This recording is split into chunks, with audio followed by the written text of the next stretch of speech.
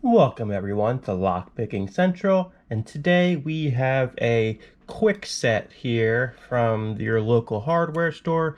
I couldn't tell you the model, it was just a regular Kwikset. So we are going to pick this today, and we are going to show you this is a much better option than that cheap, shitty Hyper Tough that we picked in I guess it was 2 videos ago now. Just a reminder, these Medusa picks are pretty awesome. They're both a single pin rake or a double or a snake rake. It's pretty cool. I do suggest you get it. Sparrow's lock picks, or yeah, Sparrow lock picks. We're not going to be using that today because as you can tell, this keyway is a little paracentric there, and it's just too big for that. But I will show you this is a functioning keyway. This is a functioning lock. It goes around, no problem at all. So, without further ado, we also have a snake rake, which we're probably not going to be using. We have our Z-bar tension wrench. We have our half moon pick. We have our medium pick. And we also have a whatchamacallit, you know what I mean. No, I'm kidding. We have the rake here that's going to be like the keyway, which we're going to try that first just to show you that a simple tool like this probably isn't going to work. There is a chance, don't get me wrong, there's always a chance that something like this will work. That's why it's good to have multiple tools in your possession, because you never know what's going to work. So we're going to do bottom of the keyway tension here with this Z-bar. And there we go. All right, so let's just try this quickly. I know this isn't going to work, but hey, you never know, right? So you're just raking back and forth. You know, this could be something that anybody could attempt to do, because this could just be a bad key. You know, somebody has an old key or something like that, and obviously it doesn't work. So that's out of the question. Now let's reset that. We're applying medium tension. It's been a while since I picked this lock. I think it was either light or medium tension. So now we're going to try the snake rake. And here we go. This is more of a zipping attack that you want to use for these with the snake rake. We're going to actually choose a different tension wrench. I don't particularly like how that feels in there. Keeps wanting to get stuck. So personally, I prefer the Z's, because you have two options. You can do bottom of the keyway tension or top of the keyway tension. You could use both for either, but the smaller usually fits in better. Or you could use one of these, but you only have one option there. So this fits better in the keyway because you have a nice flat area to push down on, but you only have one side to it. So if this doesn't fit, well, you're screwed. So let's try it anyway.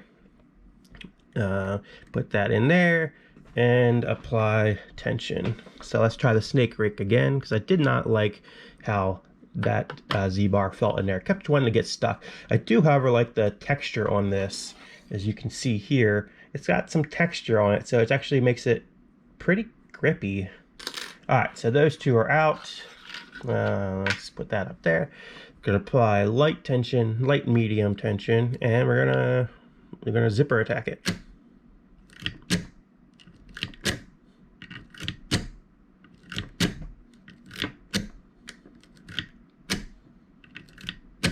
Oh no, it's not working. See, I also knew that wasn't going to work. This actually is not a bad lock. It has some security pins in here. I believe this is the one that we took apart instead of the Hyper Tough. I'm not 100% on that, but I'm pretty sure we took apart this because the Hyper Tough. Let's take a look. This shitty Hyper Tough has this on here, and it's just stupid. I could take this apart. Maybe we will take this apart in a future video, but I'm pretty sure we took apart the Kwikset. Maybe it was this. I don't know. I'll have to go back and check in the videos. All right. So looks like, what are we down to? You are correct. Single pin picking. So what should we choose? What should we choose? Well, it really depends on the keyway. So this is kind of a video of showing you how to pick a lock. You always want to have more than one tool, just to, you know, keep your options open. I always carry in my wallet the EDC card in case I don't have my EDC kit, which I've shown this in a previous video as well. It's got a little bit of everything. It's got, you know, stuff for shimming, it's got warded picks, it's got rakes, it's got so many different things. It's amazing. It's got all the tension wrenches you could ever use. It's just fantastic. I also usually keep a flashlight in there just because it's nice if you need to look in the keyway, make sure nobody put anything in the keyway, because occasionally, yeah, that will happen. So you want to make sure that you have everything you need, especially if you are a locksmith. So if you're a locksmith, I hate to say it, but at least around here, the locksmith here, they honestly don't want to single pin pick. If they can't get it with something like a rake or something, they just give up, and then they just drill your stupid thing, and then, well, now you have to buy a lock as well. I don't like that, so I'm trying to, you know, say, you know, try everything. Don't just give up so easily, and practice. Practicing helps so much with being able to pick. So we're gonna go start with the half moon here, and we're gonna go in here. So let's take a look. So number 1,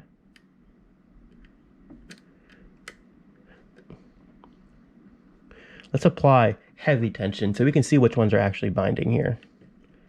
So number 1 does not actually bind. It's still very loose. Number 2, ooh, definitely binds. So we got a big click out of number 2.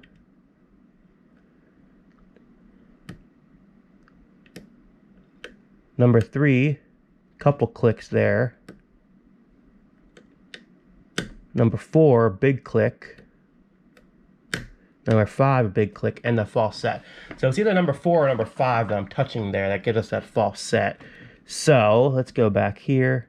So I think the problem is actually when that happens, the number 1 pin is actually raised up from me pushing up. So when you're in the keyway and you're pushing up, you can see that, yes, this is which pushing up the farthest, but this whole thing is actually raising up as well. So let's try not to set number 1 at all, because that seems to be the problem here.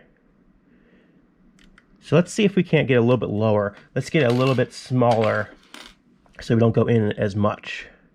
There we go. Let's see if that helps a little bit. So that way this gets us a little bit lower in here, because before this thing was up like that. So this, it was just gonna give it a tiny little bit in there so that we can have a little bit more play in here. Okay, let's start number 2.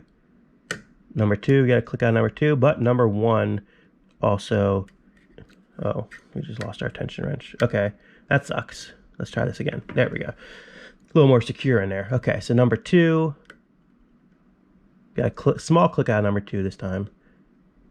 Number 3, a little click. Number 4 is loose. Number 5, we got a big click out of number 5. So skip number 1, go to number 2. Number 2 seems loose. Number 3 is loose. Number 4 is loose.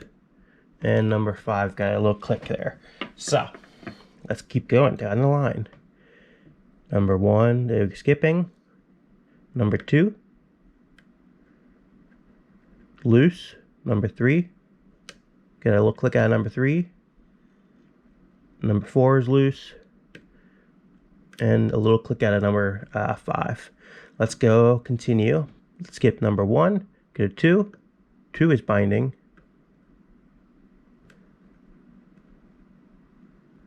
Binding very tightly.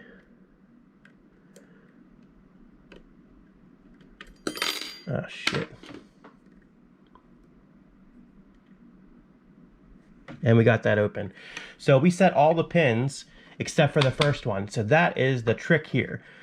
So we went through every single one, and they all felt like they were in the correct position. So then we went back and set number 1. So that's how you do this one. So there you have it. I picked a lock that I have not even picked yet. I have not picked this at all.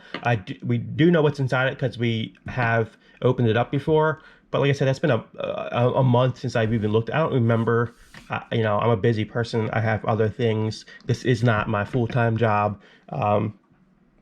But it just goes to show you that with perseverance and the correct tools here, it can be done. So now that I know the trick to this, let's see how fast we can pick this. All right. So let's get that. That's a little too far. There we go. And let's try this again. So we're going to skip number 1 completely. Okay, so number 2.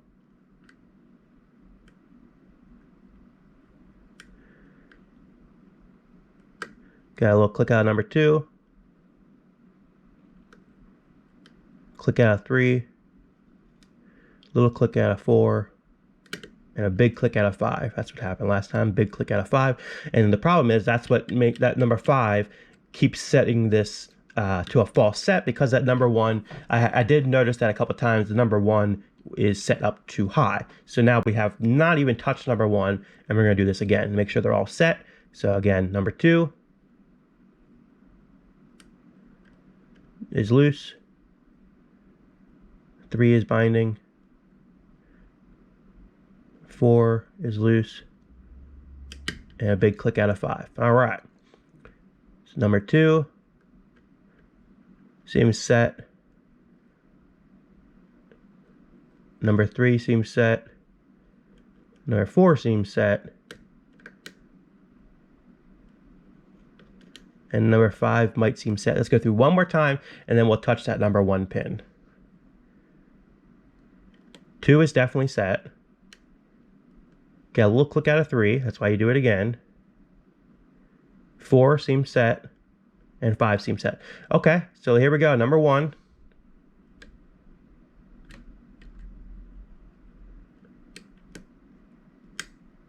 Okay, that was number 3.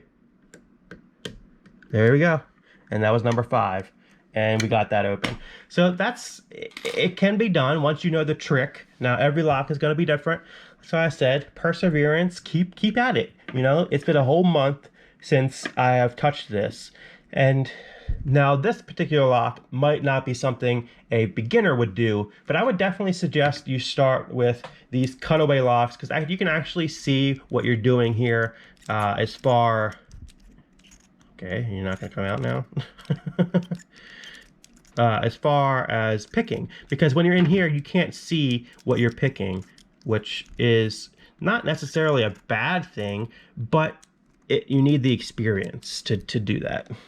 Okay, this lock does not want to come out, so that's interesting. This key doesn't want to come out, I mean. Okay. Well, anyway, when you have, you know, you can see when your pick is in there, you have your tension wrench there, you're putting pressure on your tension wrench, and then you can see, oh, I pushed up number 1, I pushed up number 2, I pushed up number 3, number 4 is above the shear line, up, and now number 5, and then boop, all of a sudden you can turn it. It's a good learning tool, so you can see when they're actually above the shear line. And if you keep doing that over and over and over again, you'll get the feel of when something is actually set, because you can actually... So if somebody is used to like being a brute and just doing a lot of pressure, this probably isn't for you, because you need to have a light touch to be able to feel this. So sometimes it's hard to feel the pins, and don't get me wrong, it can be very hard on some of the more expensive locks, but on the cheaper locks, it can feel like they're binding when really it's just a poorly made lock. So everything, if you have the right tools, you have a nice lock, everything could be done pretty quickly if you just have the right knowledge and the feeling. So the feeling is a huge thing. So sometimes these pins, you can actually feel the spring tension in there, but it's hard to tell if it's set. But once it's all set, once they all feel like they're somewhat loose but not binding, so when they're really loose, you can feel like they just are they're just like really springy. When they're binding, it's like pushing. Okay, you hit something hard, then all of a sudden pop. Okay, and then when they're in the correct spot, they're springy but not like, you know, crazy springy.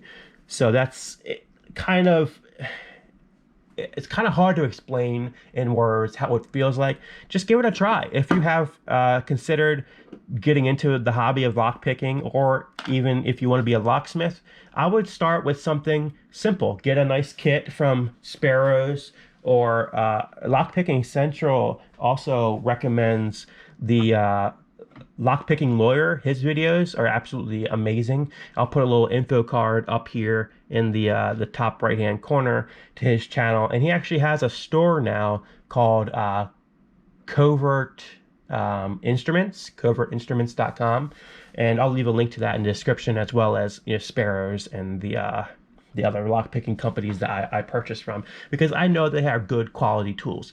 Yeah, they're not like, you know, you can go into you know, Amazon, or you know, get from a Chinese store and buy some cheap picks. But let me tell you, I have bought a couple of tension wrenches from a Chinese website, and you know, these, you could tell it's kind of springy. They just went like "Meh," and just bent. And I was like, are you kidding me?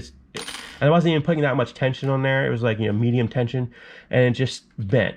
So you kind of get what you pay for. If you have any questions, or if you want to see me pick a particular lock or anything like that, please leave a comment down below. Just know that times are tough. You know, I feel like that's tough for everybody. 2020 just kind of sucks this year.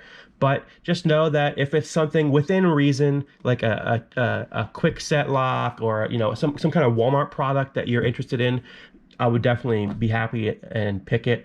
Make sure you leave a like on this video as well. That helps bring new people to this particular video and lets people know, hey, look, this guy is doing pretty well in his videos. Maybe I should check it out, that video. People seem to like it. And make sure you hit that subscribe button. Subscribe. You know, subscribe. That helps us out more than anything else.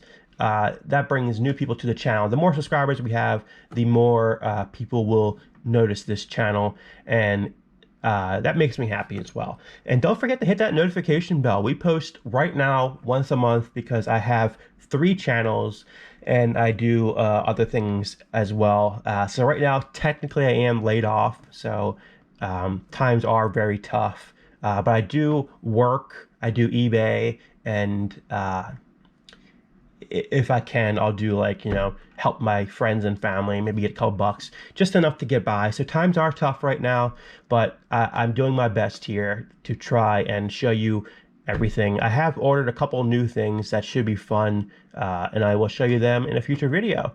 So have a great day, and I'll catch you in the next video. Bye bye.